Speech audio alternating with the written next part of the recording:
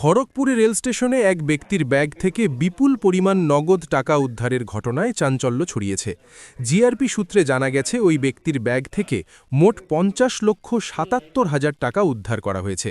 তার কাছে খড়গপুর থেকে হাওড়া যাওয়ার একটি ট্রেনের টিকিটও ছিল। ধৃত ব্যক্তির বাড়ি হুগলি জেলার চণ্ডীপুর থানার কুমিরতলা এলাকায় বলে জানা গেছে।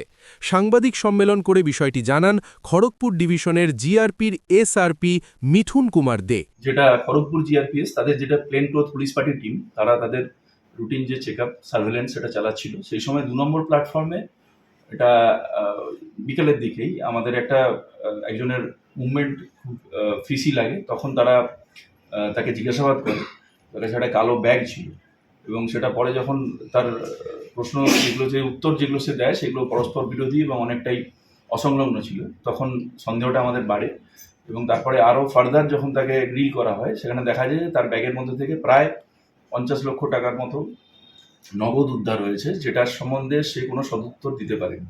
তাকে আমাদের যেটা প্রিমারি যেটা ইনভেস্টিগেশন সেটাতে যেটা ট্রান্সফার করে যে সে একটা উড়িষ্যার গঞ্জাম জেলার বেহরামপুর বলে একটা জায়গাতে সে একটা সোনার দোকানে কাজ করে বলে সে দাবি করছে।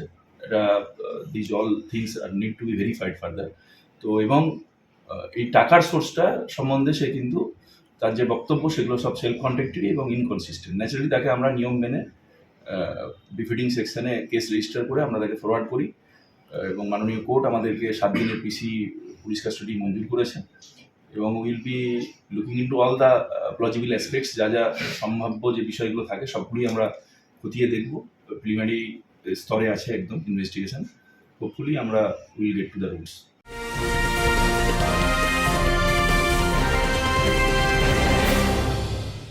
উত্তর 24 পরগনা ও তার আশপাশের এলাকার মানুষের সেবায় ক্যাথ ল্যাবের মতো অত্যাধুনিক সুবিধা নিয়ে পরিষেবায় ব্রতী সারদা মাল্টি স্পেশালিটি হাসপাতাল।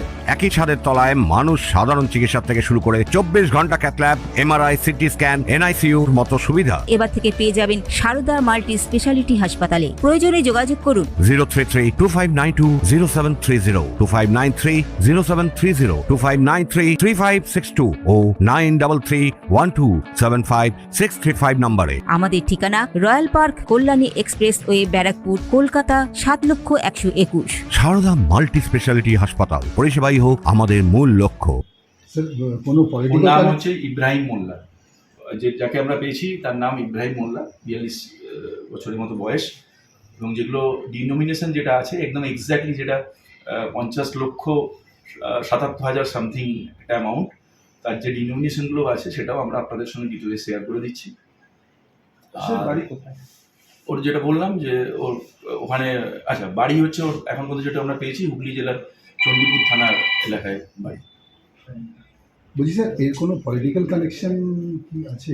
বললাম যে যেগুলো সম্ভাব্য যা থাকে, যেটার মানে টাকার উৎস বা এই ব্যক্তির কোনো ইনসিডেন্ট আছে কিনা, কোনো পলিটিক্যাল অ্যাফিলিয়েশন আছে কিনা, every probable aspects will be looked into.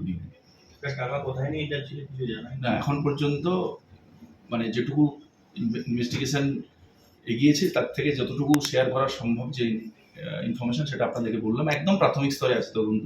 Further will keep you updated. Sir সব নোট আসলি আছে স্যার? সব নগদ মানে আসলি নোট আছে তো? এখন পর্যন্ত আমরা সেটাই পেয়েছি। এগুলো এসওপি মেনটেন করে যেটা করার এই ধরনের সিজারের ক্ষেত্রে সেগুলো আমরা করবো। আমি যেটাই বললাম যে এর সমস্ত যে সিডিআর যা যা আমাদের তরফে যেগুলো করণীয় থাকে, এর অ্যান্টিসিডেন্টস বার করার জন্য উদ্দেশ্য বিধেয়, কোথায় থেকে আসছে, কি আছে, কার সঙ্গে কানেক্টেড আছে, কি মোটিভ ছিল, সব কিছুই দেখা হবে খতিয়ে। এই বিপুল পরিমাণ টাকা কোথা থেকে এলো এবং কোথায় নিয়ে যাওয়া হচ্ছিল তা খতিয়ে দেখতে তদন্ত শুরু করেছে GRP. Bureau report, news Bengal today.